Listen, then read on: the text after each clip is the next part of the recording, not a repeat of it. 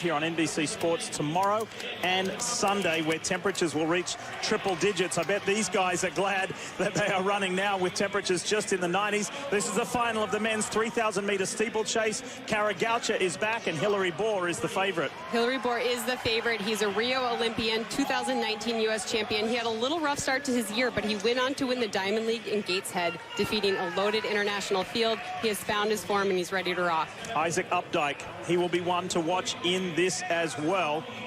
I mean, this event has so many to watch.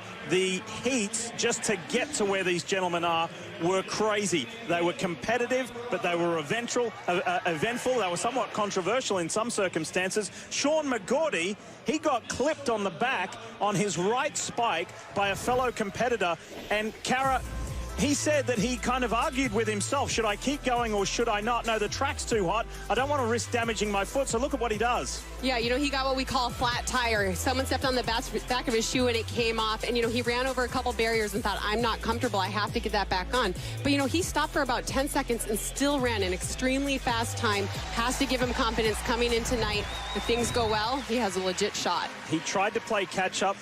He was about 40-plus meters behind. He didn't get the automatic qualify, but Sean McGordy did qualify on time. Quite the story.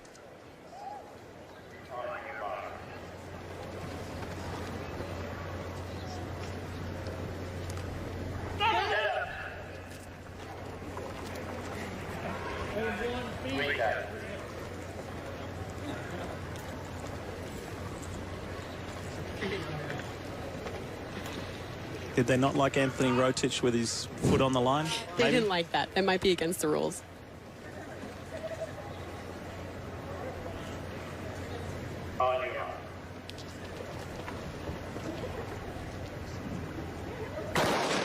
That's better, Anthony.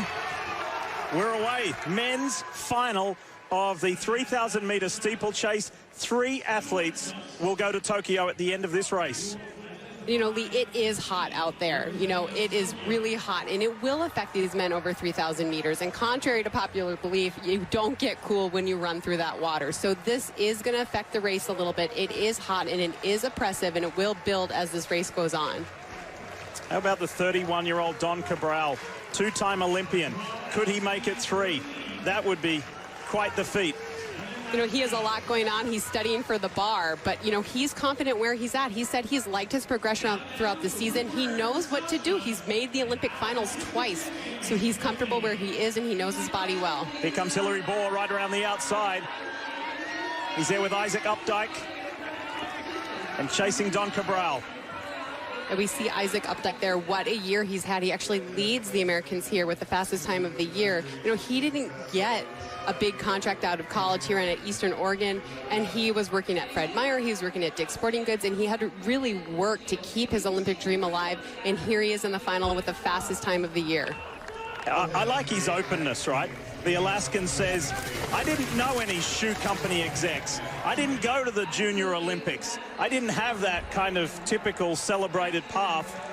I just had to find other ways and means to get here. He just had to want it. You know, he had to want it so bad and keep his dream alive. And here it is. He's had such a breakthrough year, running big personal bests, and one of the 6 men in this race who has run the Olympic standard. There's Sean McGordy in the white top. The Bowerman Track Club, you see the lightning bolts there. McGordy running second with Bohr. And the story we told you at the top of the show, with his spike coming off at the back, had to stop, hook it back up again, and play catch-up. You know, McGordy is new to the steeplechase this year. He's been mentored by Evan Jager. He had a great debut, and then he had a second race where his coach Lane Flanagan told me he had a little bit of a brain fart, and he had a little bit of a confidence issue after that, but Evan Jager really coached him through that, and they feel confident that he can run with anyone today. By the way, that's a great point that you've made. Evan Jager. No Evan Jager here at the trials. He is dealing with injury and wasn't ready for a shot at Tokyo. You know, we see in the middle of the pack there, tall, lean, Mason Furlick, hip 13. He has also run really fast this year. He has run personal best in all sorts of different events, but he's really put himself as a contender here. He trains with Nick Willis and Hobbs Kessler in that group out of Michigan, coached by Ron Warhurst, and he is looking to make his first team. He talked about how after the prelim, he can't be nervous for 96 hours. He spent time with family, and he really looked at it as Monday was a little bit of a hard workout, and then Friday is the big hard workout, and the rest days in between are just to relax. Third of the way through this men's 3,000-meter final. Who is going to go to Tokyo? They're doing it tough here. It is a hot evening in the Pacific Northwest. Don Cabral leads the way.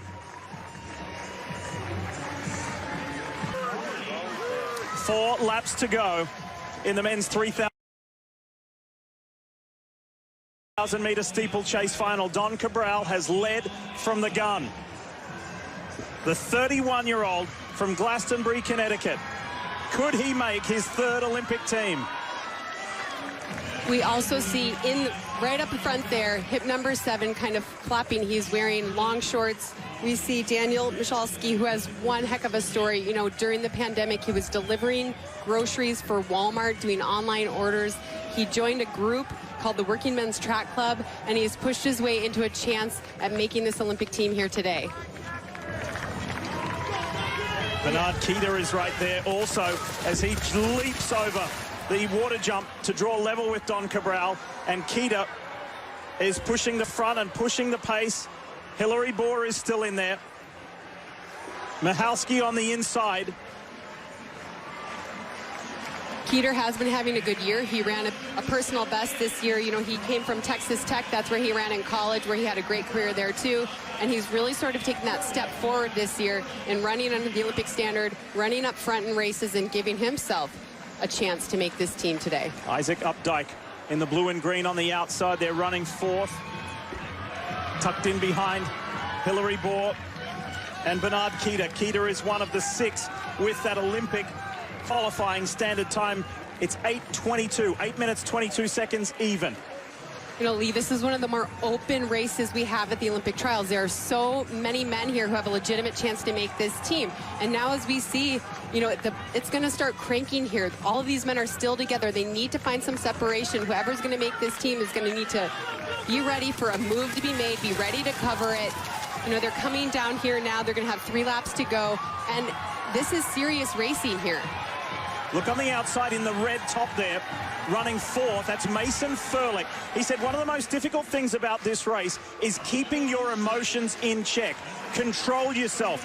Be within yourself. Manage your race properly, and you can be there at the end. Well, with 2 laps to go, Furlick is there towards the end. Yes, I misspoke. There's only 2 laps to go. So now we're going to see this whole race really start to ratchet down. You know, they can't have so many people together. This is where people are starting to sniff it out. They're looking around. They're seeing how everyone else is feeling. And they know someone's going to press. They know it's going to come down here in the next lap and a half, and they have to be ready to cover any and all moves. Can you imagine if Don Cabral goes from gun to line and gets his 3rd Olympic berth?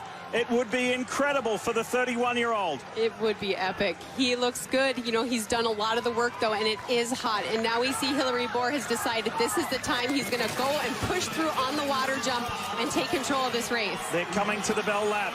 Isaac Updike is going with Hillary Bohr. Mason Furlick comes. Here comes Keita. And Michalski is in the mix as well. There's a breakaway group here. There's 6 runners who have formed their own group, and it's going to be in half because only 3 will go to Tokyo. Isaac Updike leads into the bell lap. Isaac Updike is taking this race. He wants this so bad. He's worked so hard to be here. He's from Ketchikan, Alaska, less than 9,000 people, and here he is leading the Olympic trials. He's worked so hard. He didn't get a fancy contract out of college. He didn't have that support, and he's kept this dream alive by his own accord. He's run the fastest time by an American this year. He ran that here in Oregon at the Oregon Relays, but he's been overtaken by Hillary Bohr and Bernard Keita. This is going to be such a good finish. As they come out of the water pit, we'll see this. Everyone needs a clean water jump. If you want to have a shot at this team right now, you need a clean water jump. And we see Isaac Updike and Mason Furlick with an epic battle for 3rd. This is it, going for that final spot. And Mason Furlick has overtaken Updike and breaks away Now Michalski is giving chase, but it's Hillary Bohr, the 2019 U.S. champion, is going to be going to an Olympics. That third spot is not confirmed yet, though. Mason Furlick knows he's got to pick up, and he does. Gets the third and final spot. Hillary Bohr wins over Bernard Keita and Mason Furlick for that all-important third and final spot and a trip to Tokyo. What a race by Furlick. He stayed calm and collected during the race. We didn't see him that often, but when it came to matter, he was there. But of course, Hillary Bohr, the champion, you know, he showed this in 2019. He showed that I'm here. He stepped up when Evan Jager was back, and he's continuing that legacy now. But what a race out of Furlick. Such smart and patient racing. He's never been on a stage before where he was ready to make an Olympic team, and he really ran smart, collected, and was there when it mattered in that last 100 meters. Not in a cocky way, in a confident way. Mason Furlick right there on screen said, I know I'm a championship level runner, and he just proved it by getting a spot to Tokyo. Hillary Bohr out in front. Look at this final water jump.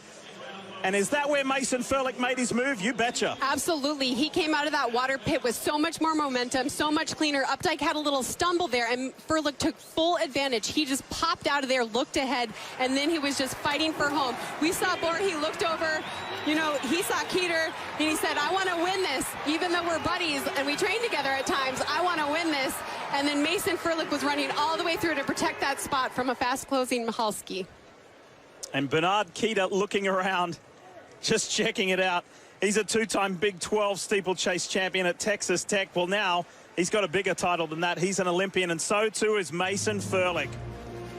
Incredible final stanza to that race.